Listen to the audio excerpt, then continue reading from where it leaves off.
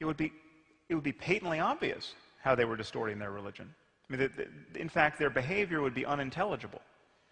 Okay? It is not obvious by the light of Islam, and this is just a fact we have to speak honestly about. And no one should be speaking more honestly about this and more volubly about this than moderate Muslims. Moderate Muslims have to find some way to grapple with this fact. But to say that Osama bin Laden is David Koresh is just a lie, and it's a dangerous lie at this point. Now, I just want to rehearse for you what these core beliefs are and what they entail. The belief is that Muhammad got the Quran directly from the Archangel Gabriel in his cave in the 7th century. And it is the perfect word, therefore, of the creator of the universe. I apologize for the cartoonish nature of this image of Muhammad, but quality images are difficult to come by at the moment.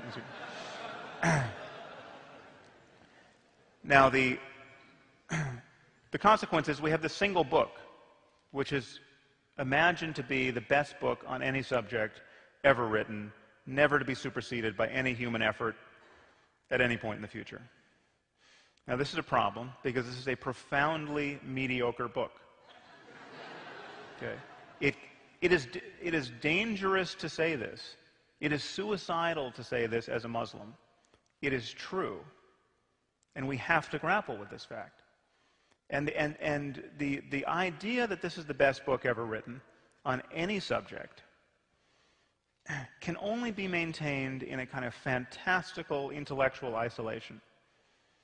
And this isolation has actually been achieved in the Arab world to an astonishing degree. Some of you probably have heard this fact, but the country of Spain translates more of the world's literature and learning into Spanish every year than the entire Arab world has translated into Arabic since the 9th century.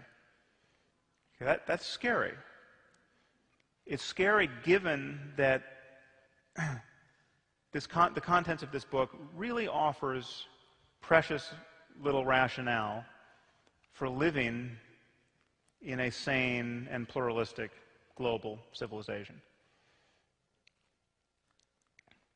What it does give you a rationale for is ceaselessly worshiping the perfect being who has given you this mediocre book. And this is a photo of Muslims in Kashmir worshiping at a shrine believed to contain a single beard hair from the Prophet Muhammad. Now, in showing you this image, I don't actually mean to denigrate the positive emotions that can be associated with this kind of practice. I mean, I think devotion is a positive emotion that we want in our lives. And I certainly don't mean to make light of how difficult life undoubtedly is for Muslims in Kashmir. But it seems to me patently obvious, given the challenges that they face and that we all face in creating a world worth living in, these people have something more important to do than worship the beard hair of a man who may well have been a schizophrenic.